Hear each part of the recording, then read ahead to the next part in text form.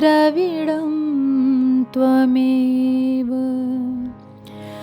त्वमेव सर्वं मम देव देवा। श्री गर्ग संहिता के वृंदावन खंड का 16वां अध्याय। तुलसी का महात्म्य। श्री राधा द्वारा तुलसी सेवन व्रत का अनुष्ठान तथा दिव्य तुलसी देवी का प्रत्यक्ष प्रकट हो श्री राधा को वरदान देना। श्री नारद जी कहते हैं, राजन, श्री राधा की बात सुनकर समस्त सखियों में श्रेष्ठ चंद्रानना ने अपने हृदय में एक क्षण तक कुछ विचार किया, फिर इस प्रकार उत्तर दिया। चंद्रानना बोली, राधे, परम सौभाग्यदायक, महान पुण्यजनक तथा श्री कृष्ण की भी प्राप्ति के लिए वरदायक व्रत है तुलसी की सेवा। मेरी राय में तुलसी सेवन का ही नियम तुम्हें लेना चाहिए, क्योंकि तुलसी का दर्शन, स्पर्श अथवा ध्यान, नाम, कीर्तन, नमन, स्तवन, आरोपण, सेचन और नित्य पूजन किया जाए तो वह महान पुण्यप्रद होता है। शुभे, इस प्रकार जो प्रतिदिन तुलसी की उपर्युक्त 9 प्रकार से भक्ति करते हैं, वे कोटि सहस्त्र युगों तक अपने इस सुकृत्य कर्म का उत्तम फल भोगते हैं। मनुष्यों की लगाई हुई तुलसी जब तक शाखा, प्रशाखा, बीज, पुष्प और सुंदर दलों के साथ पृथ्वी पर बढ़ती रहती है, तब तक उनके वंश में जो जन्म लेते हैं और जो मृत्यु को प्राप्त हो चुके हैं, वे सब उन आरोपण करने वाले मनुष्यों के साथ 2000 कल्पों तक श्रीहरि के धाम में निवास करते हैं। राधिके, संपूर्ण पत्रों और पुष्पों को भगवान के चरणों में चढ़ाने से जो फल मिलता है, वह सदा एकमात्र तुलसी दल के अर्पण से प्राप्त हो जाता है। जो मनुष्य तुलसी दलों से श्रीहरि की पूजा करता है, वह जल में पद्म पत्र की भांति पाप से कभी लिप्त नहीं होता। 100 भार स्वर्ण तथा 400 भार रजत के दान का जो फल है, वही तुलसी वन के पालन से मनुष्य को प्राप्त हो जाता है। राधे, जिसके घर में तुलसी का वन या बगीचा होता है, उसका वह घर तीर्थ रूप है। वहाँ यमराज के दूत कभी नहीं जाते। जो श्रेष्ठ मानव सर्वपापहारी, पुण्यजनक तथा मनोवांछित वस्तु देने वाले तुलसी वन का रोपण करते हैं, वे कभी सूर्य पुत्र यम को नहीं देखते।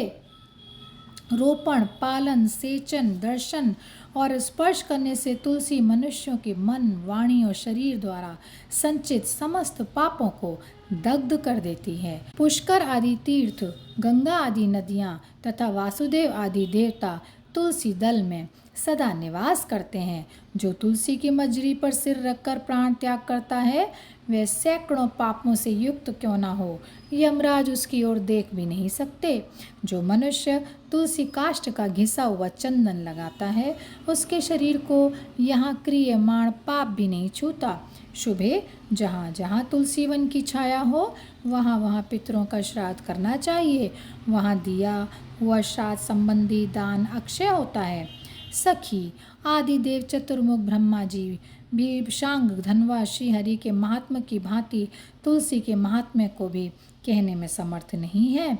जो स्त्री अथवा पुरुष भगवान श्री कृष्ण के चरणों में चंदन युक्त तुलसी पत्र अर्पित करता है, वह पूर्वोक्त फल प्राप्त करता है।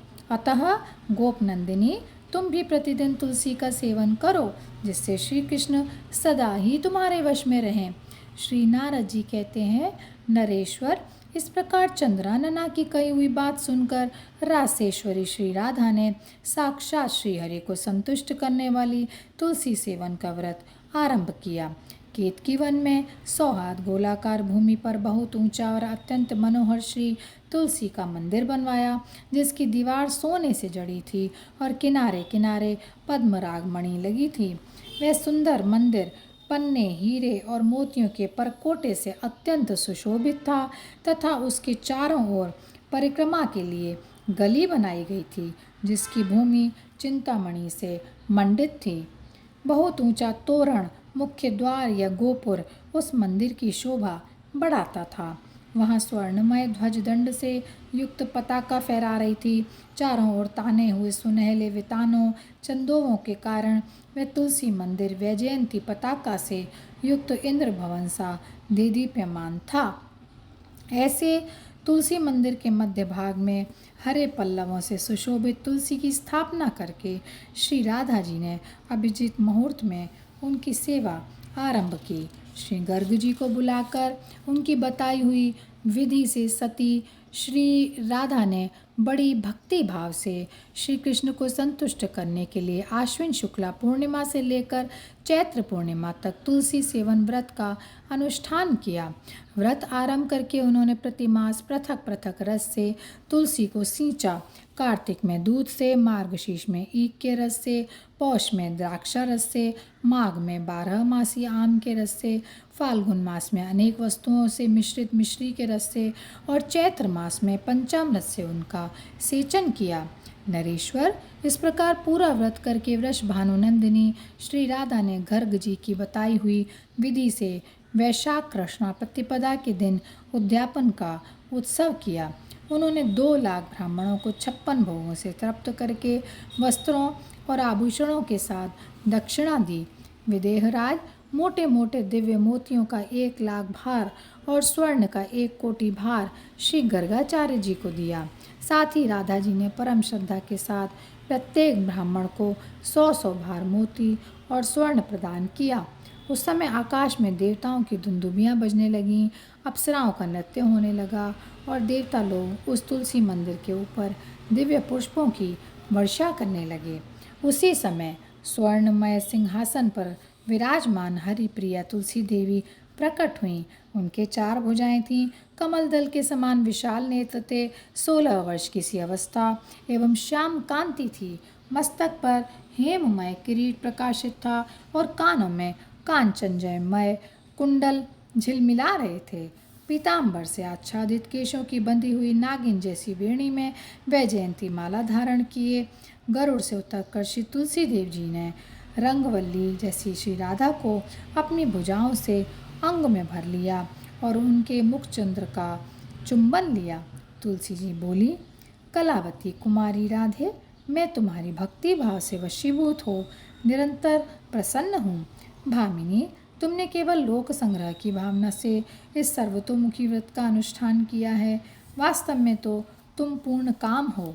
यहाँ इंद्रिय, मन, बुद्धि और चित्त द्वारा जो जो मनोरथ तुमने किया है वह सब तुम्हारे सम्मुख सफल हो।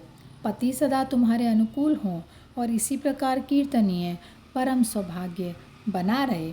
श्री नारद जी कहते हैं, राजन, यों कहती हुई हरिप्रिया तुलसी जी को प्रणाम करके वृषभानुनंदिनी राधे ने उनसे कहा, देवी, गोविंद के युगल चरणारविंदों में मेरी अहेतु की भक्ति बनी रहे।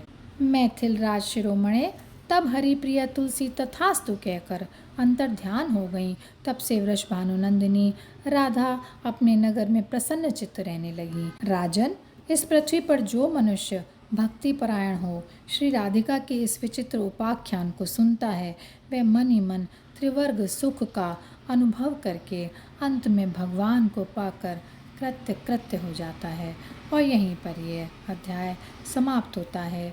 जय श्री कृष्णा, जय श्री कृष्णा, जय श्री कृष्णा।